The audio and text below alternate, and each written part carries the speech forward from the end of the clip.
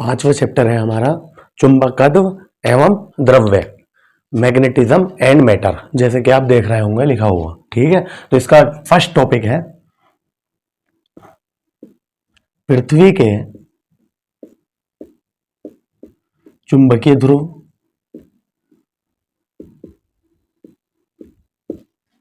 चुंबकीय अक्ष तथा चुंबकीय निरक्ष। चुंबकीय निरक्ष तो पहले ये 3 टॉपिक हो गए इसी के अंदर, पहले के है ना, चुंबकीय ध्रुव, चुंबकीय अक्ष तथा चुंबकीय निरक्ष। तो इसका हम पहला पॉइंट करेंगे चुंबकीय ध्रुव, किसके? पृथ्वी के। इस इंग्लिश में क्या कहेंगे? Magnetic poles. क्या होते हैं? तो ये करने से पहले मैं आपको बता दूं, जैसे कि आपने हेडिंग में देखा भी कि पृथ्वी के चुंबकीय ध्रुव, चुंबकीय अक्ष तथा चुंबकीय निरक्ष। पृथ्वी के चुंबकीय ध्रुव, ठीक है, क्योंकि हम इससे पिछले चैप्टर में जो हमारा था गतिमान आवेश तथा चुंबकत्व, उसमें भी हमने आपको पढ़ाया था कि हमारी पृथ्वी में क्या है? चुंबक है। ठीक है, तो उसी की बातें की गई हैं कि पृथ्वी में जो चुंबक है, क्योंकि वैसे तो मैंने ये भी बताया था, कुछ साइंटिस्ट आज भी ये मानते हैं कि पृथ्वी में चुंबक है, और कुछ कहते हैं कि पृथ्वी में हमारी चुंबक नहीं है। आज भी साइंटिस्टों में आपस में क्या है? मतभेद चल रहा है। ठीक है, क्यों? क्योंकि जो ये मानते हैं कि हमारी पृथ्वी में चुंबक है, वो इसका प्रमाण देते हैं, प्रूफ देते हैं। वो कहते हैं कि भाई अगर हमारी पृथ्वी में चुंबक ना होता तो चुंबकीय सुई उत्तर और दक्षिण दिशा में कभी ना ठहरती। मैंने बताया भी था पिछले चैप्टर में, आपने कुछ ने अगर ना देखा हो तो वो जरूर देखिएगा। ठीक है, जैसे हम चुंबकीय सुई ऐसे लटका के छोड़ दें, ठीक है, तो इसका एक सिरा हमेशा उत्तर में और दूसरा सिरा दक्षिण में ठहरता है। तो वो कहते हैं बताओ अगर चुंबक ना होती तो क्यों ठहरती? बिल्कुल सही बात है। दूसरा वो ये भी कहते हैं कि अगर हम पृथ्वी के कुछ मीटर नीचे लोहे की छड़ को दबा दें, दफन कर दें, और कुछ टाइम बाद उसे निकालें तो वो चुंबक की तरह व्यवहार करने लगती है, मतलब लोहे के छोटे छोटे टुकड़ों को चिपकाना शुरू कर देती है। तो वो कहते हैं इसका मतलब चुंबक से इनने पृथ्वी के अंदर जो चुंबक था उससे इनने क्या ले लिया? चुंबकत्व ले लिया, तभी तो ये ऐसे करने लगी। बात समझ में आ रही है? लेकिन जो साइंटिस्ट ये कहते हैं कि हमारी पृथ्वी में चुंबक नहीं है, वो इसका भी प्रमाण देते हैं। वो कहते हैं कि अगर हमारी पृथ्वी में चुंबक होता भी तो जब ज्वालामुखी फटता है, तो मैं देखा ज्वालामुखी में से लावा निकलता है, उन्होंने तो उसका चुंबकत्व रह ही नहीं सकता, उसके साथ साथ वो भी निकल जाता।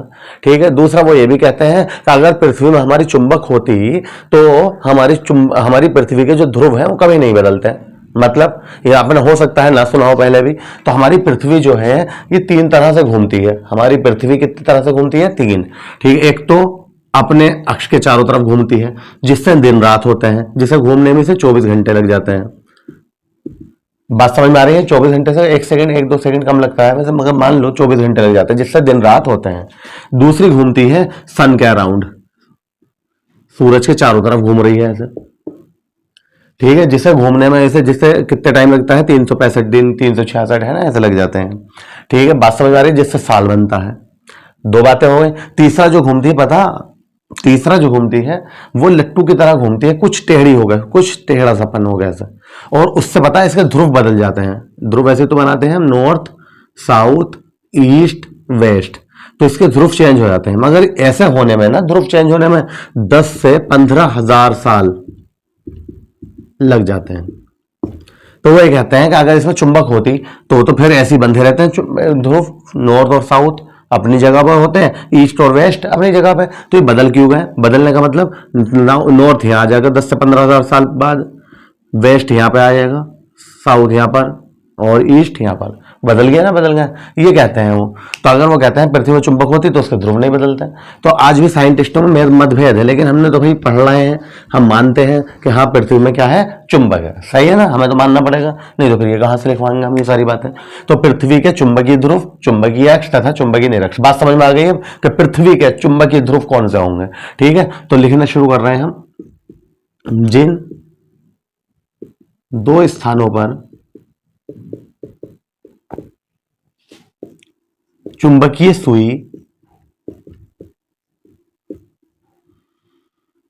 जिन 2 स्थानों पर चुंबकीय सुई लंबवत हो जाती है, उनको पृथ्वी के चुंबकीय ध्रुव कहते हैं। बात समझ में आ गई? जिन दो स्थानों पर चुंबकीय सुई जो हमने लटकाई थी, ऐसा करके छोड़ दी थी, क्या हो गई? वो लंबवत हो गई, मतलब 90 का एंगल बना रही है। ये मतलब नॉर्थ है, ये साउथ है, मतलब साउथ है, और ये वेस्ट और ये ईस्ट। तो कितने के साथ? 90 का। तो उन्हें क्या कहते हैं? पृथ्वी का चुंबकीय ध्रुव कहते हैं। दूसरा पॉइंट क्या है हमारा? चुंबकीय अक्ष। सेकेंड पॉइंट है चुंबकीय अक्ष। इंग्लिश में क्या कहेंगे इसे? Magnetic axis. इंग्लिश में भी जरूर लिखा करो हेडिंग, ठीक है? क्यों? इससे ये फायदा होगा इंग्लिश में लिख के कि अब जब आप 12th कर लेंगे, चाहे भले से यूपी बोर्ड हिंदी मीडियम से किया है आपने, ठीक है, तो लेकिन जब 12th के बाद किसी भी कंपटीशन की तैयारी करोगे तो वहां पे इंग्लिश में लिखवाई जाती हैं सभी, थ्योरी भी इंग्लिश में लिखवाई जाएगी, जो भी होगी, तो आपको परेशानी ना होगी समझने में, ठीक है? चुंबकीय अक्ष क्या है? सुनो भाई, देखो एक मिनट बताओ, जब हम पृथ्वी का जो उत्तरी ध्रुव है और पृथ्वी का दक्षिणी ध्रुव है, इन दोनों को मिलाते हुए एक लाइन खींच दें, उसे क्या बोलेंगे? हम चुंबकीय अक्ष बोलेंगे।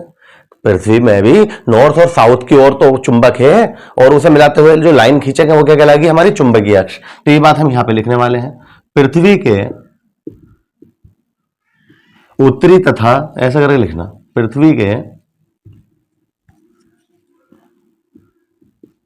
उत्तरी तथा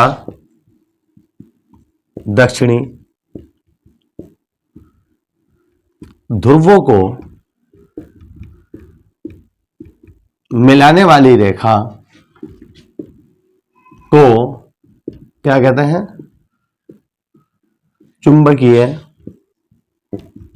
अक्ष कहते हैं। यहां तक बताओ, बात समझ में आ गई? तीसरी बात और लिख लीजिए, सही समझ गया? पृथ्वी का जो उत्तरी ध्रुव है और दक्षिणी ध्रुव, उसको मिलाने वाली रेखा ही क्या कहलाती है? चुंबकीय अक्ष कहलाती है। तीसरा टॉपिक क्या हमारा? चुंबकीय निरक्ष। चुंबकीय निरक्ष, इसे इंग्लिश में कहते हैं मैग्नेटिक इक्वेटर, ठीक है? इक्वेटर चुंबकीय निरक्ष है। देखो पृथ्वी का जो गोलार्ध है, पृथ्वी का जो गोला है, उसको काटते हुए जो रेखा जाती है वही क्या कहलाती है? चुंबकीय निरक्ष कहलाती है। लिख रहा हूं, पृथ्वी के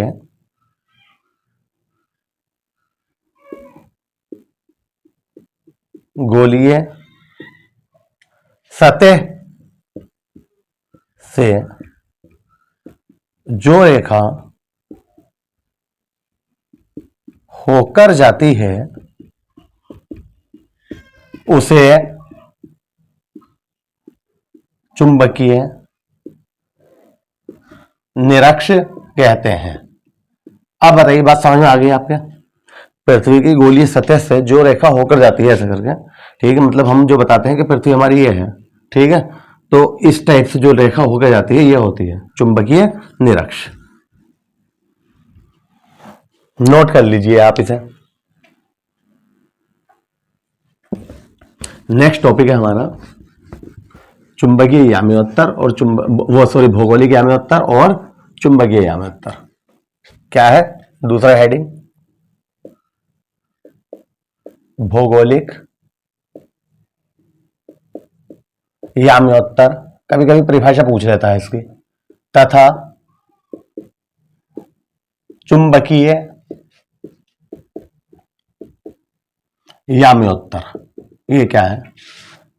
मैं लिख देता हूं, पहले हम भौगोलिक लिखवाएंगे, भौगोलिक याम्योत्तर, इसे इंग्लिश में कहते हैं ज्योग्राफिकल मेरिडियन,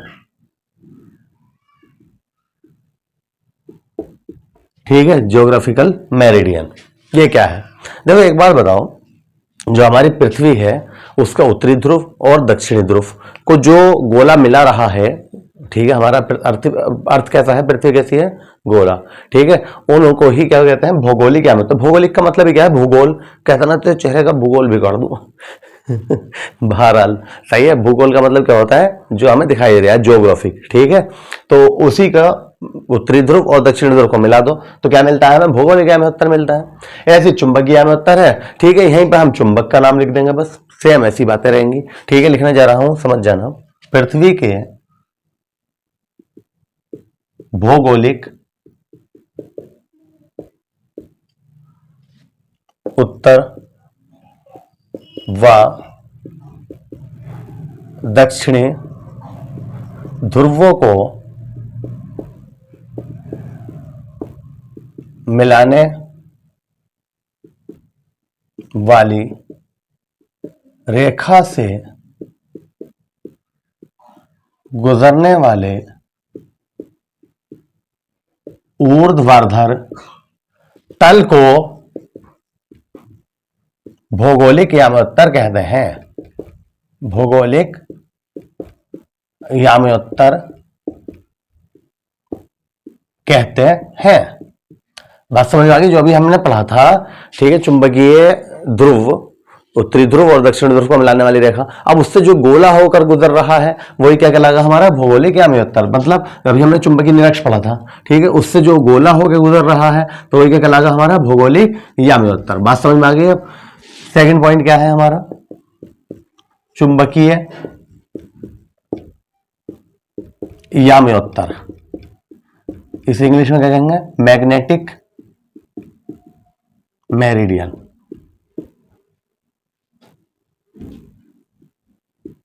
मेरिडियन। अब बस यहां पे क्या कर देंगे हम, पृथ्वी की जगह क्या कर देंगे, चुंबक कर देंगे। चुंबक के बस, क्यों चुंबकीय याम्योत्तर है, उत्तर व दक्षिण ध्रुवों को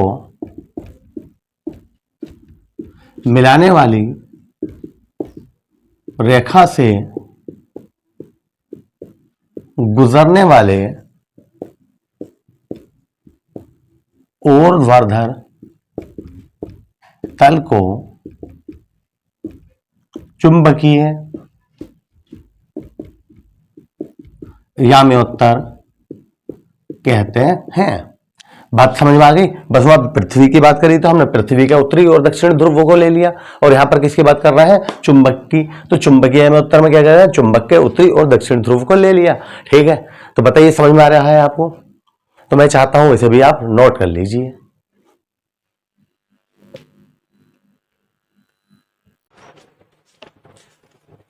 हमारा टॉपिक है भूचुंबकत्व।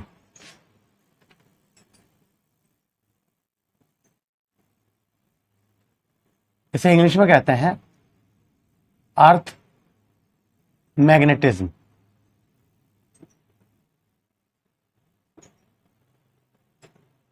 अर्थ मैग्नेटिज्म।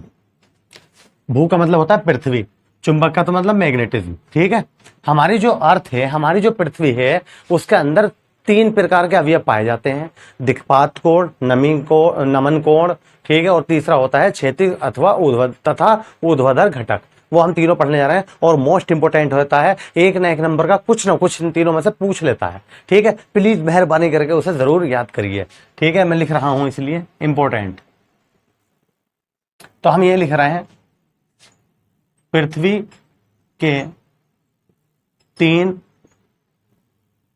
मुख्य अवयव हैं। ठीक है, क्या है, नंबर 1 दिक्पात कोण। क्या है हमारा पहला टॉपिक, दिक्पात कोण। इसे इंग्लिश में कहते हैं एंगल ऑफ डेक्लिनेशन।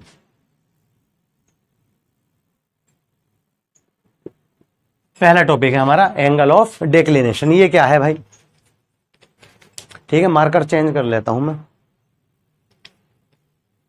अभी हमने आपको भौगोलिक याम्योत्तर और चुंबकीय याम्योत्तर पढ़ाया था इससे पहले टॉपिक में। ठीक है, उन दोनों के बीच जो भी न्यूनतम कोण बनता है, न्यून कोण बनता है, न्यून कोण मतलब 90 डिग्री से छोटा ही होता है।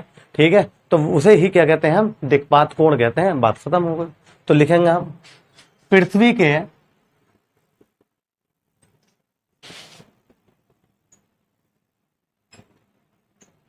पृथ्वी के, सॉरी भौगोलिक लिखेंगे यहां पर, भौगोलिक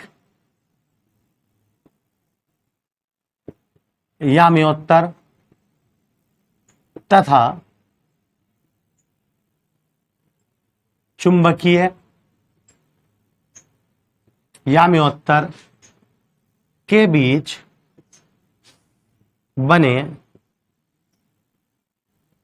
न्यून कोण को दिक्पात कोण कहते हैं। बता, बात समझ में आ गई? बस ये नोट करिए।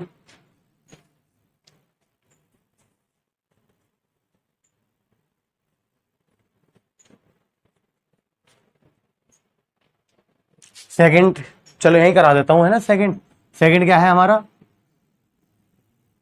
नमन कोण अथवा नति कोण। इसके दो नाम हैं, ठीक है। इसके ऊपर न्यूमेरिकल भी आते हैं, कभी नमन कोण या नति कोण दे देता है, तो समझ जाना। इसे इंग्लिश में कहते हैं एंगल ऑफ डिप। ये क्या है?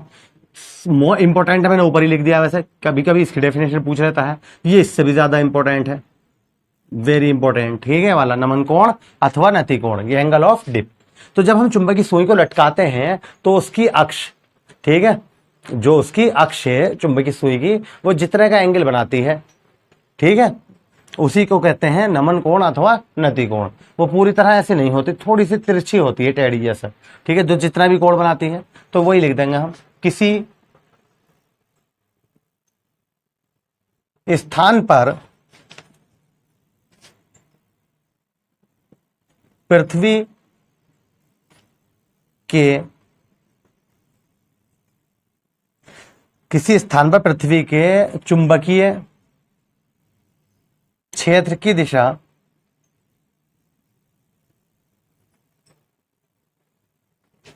क्षैतिज के साथ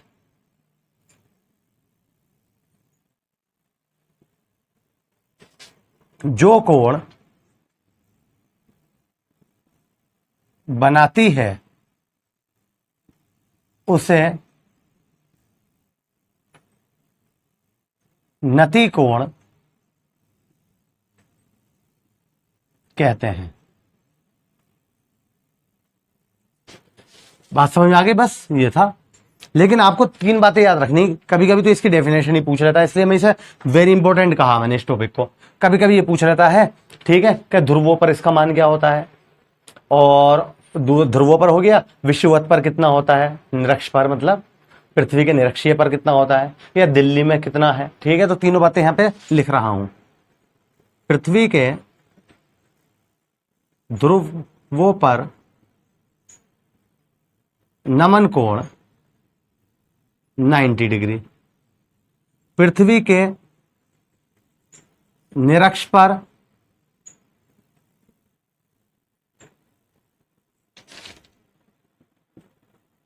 नमन कोण 0 डिग्री। बहुत बार पूछा गया है ये वाले सवाल, ठीक है, बोर्ड के एग्जाम में, और कंपटीशन में भी बहुत बार पूछे गए हैं। हम तो इंडिया में रह रहे हैं भैया, तो दिल्ली हमारी राजधानी है, ठीक है, तो दिल्ली की भी बात करेंगे। दिल्ली में नमन कोण कितना मापा गया है? 42 डिग्री, ठीक है। ये तो बहुत ही पूछे गए ये वाला और ये वाला, और दिल्ली का भी, क्योंकि हो सकता है, ठीक है, दिल्ली का भी पूछ ले भाई, दिल्ली हमारी राजधानी है, यूपी में आ जाए क्वेश्चन, यूपी बोर्ड में, ठीक है, कि भाई दिल्ली में नमन कोण का मान बताइए, तो कितना लिख दो? 42 डिग्री। आता एक ही नंबर का है, ठीक है, तो इसलिए सारी बातें याद होनी चाहिए। तीसरा पॉइंट टॉपिक और करा रहे हैं हमने, अभी यही तो लिखा था कि पृथ्वी के 3 मुख्य अवयव हैं, तो पहला लिख दिया और दूसरा लिख दिया। अब तीसरा नोट करिए पहले आप ये तीनों।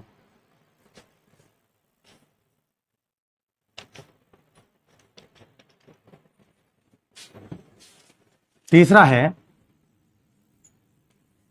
उसके ऊपर भी न्यूमेरिकल आते हैं, बहुत इंपॉर्टेंट है वो जो हम कराने जा रहे हैं। तीसरा, थर्ड पॉइंट, पृथ्वी के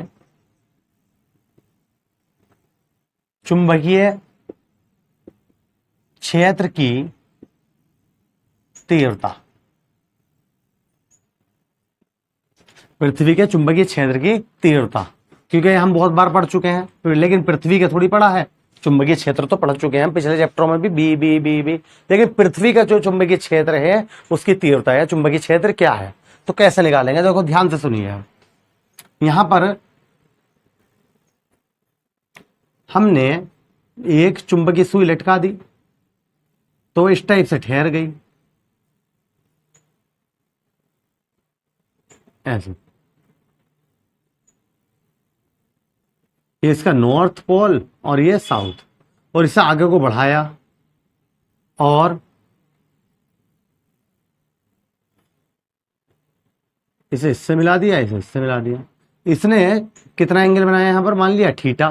तो इसके दो घटक हो गए, ये भी आप बहुत बार पढ़ चुके हो। जब कोई भी चीज टेढ़ी या तिरछी करके थीटा कोण बनाते हुए रखी जाती है तो वहां पे दो घटक काम करने लगते हैं, एक क्षैतिज घटक और एक ऊर्ध्वाधर घटक। बताइए क्षैतिज घटक कहाँ आगा? बताइए, बहुत बार बताया मैंने। क्षैतिज घटक हमेशा जहां पे थीटा होता है जिस भुजा के साथ, वहां पे आता है। और क्षैतिज घटक में क्या लेते हैं? क्या लेते हैं क्षैतिज घटक में? कोस लेते हैं। और वर्टिकल जो होता है ऊर्ध्वाधर, वो कहाँ आता है? दूसरी साइड में। देखो यहाँ एंगल है तो यहाँ पे आएगा क्षैतिज घटक, ठीक है। तो हमने इसे लिख दिया बी ई कोस थीटा। क्यों? अब तुम कहोगे बी क्या है, तो मैं कहूंगा ये जो मेन आ रही है लाइन ये वाली, इसका नाम क्या रख दिया हमने? बी ई का मतलब क्या है? अर्थ। अर्थ मतलब पृथ्वी, पृथ्वी का चुंबकीय क्षेत्र की तीव्रता, पृथ्वी के चुंबकीय क्षेत्र की तीव्रता, ये तो हेडिंग है, वो है ये। लेकिन इसके दो घटक बन गए क्योंकि एंगल आ गया थीटा, इधर आ गया क्षैतिज घटक और इधर क्या आ गया? ऊर्ध्वाधर घटक, बी ई साइन थीटा, ठीक है। क्षैतिज घटक में कोस आता है हमेशा और ऊर्ध्वाधर घटक में साइन आता है, ये भी याद रखना। क्लियर हो गई बात? क्षैतिज घटक किसे कहते हैं? जहां पे एंगल बनता है। ऊर्ध्वाधर घटक किसे कहते हैं? जो एंगल रह जाता है ये वाला, ठीक है। तो यही बात हम यहां पे लिखने जा रहे हैं। माना कि किसी चुंबकीय सुई को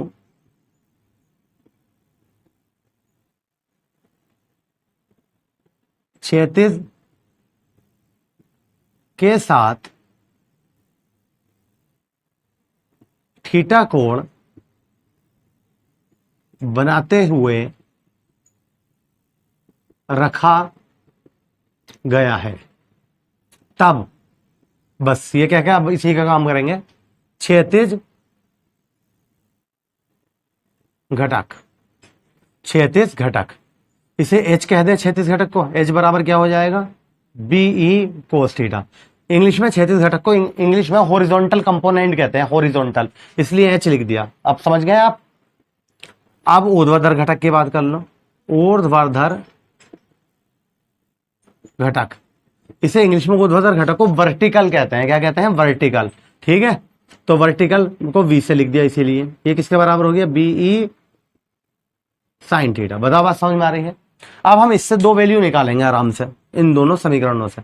इसे समीकरण 1 कह दीजिए और इसे समीकरण 2 कह दीजिए। एक तो अगर मैं आपसे कहूं कि मुझे बीई चाहिए, क्या चाहिए? बीई। एंगल नहीं दिया है, एच का मान दिया है, वी का दिया है, और बीई निकालो, ठीक है। अब बताओ, और एंगल दिया नहीं, अब कैसे हटावें एंगल को? तो एक तो ये निकालेंगे हम। दूसरा ये कहूंगा कि एंगल दिया है, एच दिया है, वी पूछा है, या वी दिया है, एच पूछा है, और एंगल दिया है, ये नहीं दिया है। अब ये कैसे हटाएं? तो दोनों से निकालेंगे हम बहुत आराम से, देखो समझ जाओगे आप। तो पहले तो मैं ये चाह रहा हूं कि साइन हट जाए, कोस हट जाए, मतलब थीटा हट जाए। तो उसके लिए क्या करूं?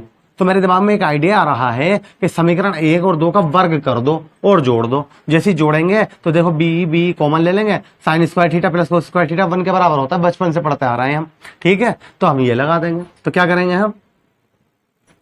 समीकरण 1 व 2 का वर्ग करके जोड़ने पर तो क्या आएगा भैया? H square plus V square. LHS के साथ एलएचएस जोड़ दिया है ना, देखो इसका भी वर्ग करा, इसका भी वर्ग करा, जोड़ दिया। इसी टाइप से इसका भी वर्ग करिए, तो बी का square plus cos square theta plus BE का स्क्वायर साइन स्क्वायर थीटा। बताओ बात समझ में आ रही है? तो H square plus V square, BE का स्क्वायर कॉमन ले लीजिए, तो यहां भी बी का स्क्वायर और यहां पर भी बी का स्क्वायर है, कॉमन ले लिया। तो क्या बचा हमारे पास? Cos square theta plus sine square theta, और ये किसके बराबर होता है? 1 के। तो H square plus V square बराबर क्या आ गया हमारा? बी का स्क्वायर, और जब हम स्क्वायर हटाएंगे तो स्क्वायर क्या चढ़ जाएगा, रूट। तो बी ई बराबर under root H square plus V square.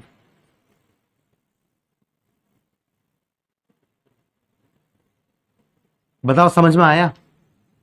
जैसा मैं भी कह रहा था आपसे कि मैं एच दे दूं हॉरिजॉन्टल कंपोनेंट, वर्टिकल कंपोनेंट दे दूं, ठीक है, मैं कहूं बी बता दो, तो आप इस फॉर्मूले में लगाओगे, आंसर आ जाएगा। देखो एंगल का कोई जिक्र आया इसमें, गायब हो गया एंगल, ठीक है, नोट करिए। चलो यही करा देता हूं, है ना, एक साथ कर लेना नोट। नेक्स्ट, अब क्या कहा था मैंने कि एच दिया हो, वी पूछ ले और एंगल दिया हो, वी दे दे, एच पूछ ले और एंगल दिया हो, तो अब तुम कहोगे सर बी क्या क्या करें, कैसे हटाएं? तो मेरे दिमाग में फिर आइडिया आ रहा है, समीकरण 2 को 1 से भाग कर दो, तो साइन बटे कोस क्या होगा, टेन, और बी से बी कट जाएगा, हो गया सवाल। तो क्या कर रहे हैं अब समीकरण 2 को 1 से भाग देने पर, ठीक है, 2 को 1 से क्यों दे रहे हैं भाग, क्योंकि साइन ऊपर चाह रहे हैं हम, साइन बटे कोस, क्योंकि फिजिक्स में मैंने पहले ही बताया था साइन कोस टेन इनका ज्यादातर यूज होता है, ठीक, कोसेक सेक कोट इनका बहुत ना के बराबर ही मान लो यूज नहीं होता, तो इसलिए हमें इसी के हिसाब से चलना है। तो देखो v अपॉन एच, ये वाली चीज ऊपर, ये नीचे, इसी टाइप से जब ये ऊपर लिया तो बी ई साइन थीटा ऊपर और बी ई साइन थीटा, वही सॉरी कोस थीटा नीचे, बी से बी कट गया, साइन बटे कोस क्या होता है, टेन थीटा, लो आ गया भैया, टेन थीटा बराबर क्या होता है, वी अपॉन एच।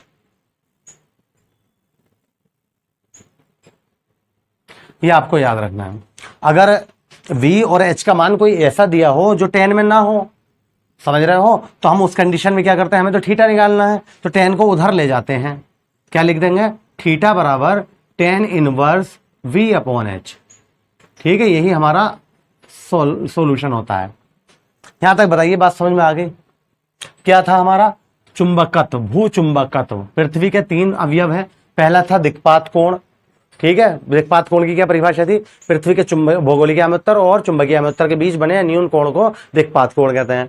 दूसरा क्या था, नमन कोण, पृथ्वी का जो अक्ष है मुख्य अक्ष के साथ जितना का भी एंगल बनाती है वो नमन कोण कहलाती है, ठीक है। और क्या बताया था हमने, ध्रुवों पर नमन कोण का मान 90 डिग्री और निरक्षीय स्थिति पर, निरक्षीय रेखा पर 0 डिग्री और दिल्ली में 42 डिग्री, याद हो गया। तीसरा क्या था, पृथ्वी के चुंबकीय क्षेत्र की तीव्रता, चुंबकीय क्षेत्र की तीव्रता पृथ्वी मतलब अर्थ इसकी, तो हमने एक सुई रख दी चुंबकीय अक्ष से थीटा कोण बनाते हुए, तो उसके 2 घटक हो गए, एक क्षैतिज घटक और एक ऊर्ध्वाधर घटक, तो वही बात हमने यहाँ लिख दी, क्षैतिज घटक ऊर्ध्वाधर घटक। फिर हमने क्या करा, इन 2 समीकरणों से हमने 2 फॉर्मूले प्रूफ कर दिए, एक बार इस समीकरण का इसका भी वर्ग करके जोड़ दिया, आपके सामने है, हो गया, एक बार इस समीकरण को इससे भाग कर दिया, ये भी आपके सामने है, ये भी हो गया, तो थीटा भी आ गया निकल कर, ठीक है, और एक क्या था, थीटा ना भी है जिसमें, वो फॉर्मूला भी आ गया, ठीक है। बताइए आपको कैसा लगा? अगर मेरा चैनल आपने अभी तक सब्सक्राइब नहीं किया है शहजाद सर एकेडमी, तो प्लीज़ ज़रूर कर दीजिए, ठीक है, और बेल आइकन को प्रेस करना ना भूलें, और शेयर कीजिए ज़्यादा से ज़्यादा अपने फ्रेंड सर्कल में, और लाइक कीजिए, ठीक है, कमेंट कीजिए। नेक्स्ट वीडियो में आगे के टॉपिक पढ़ेंगे, ठीक है, थैंक यू।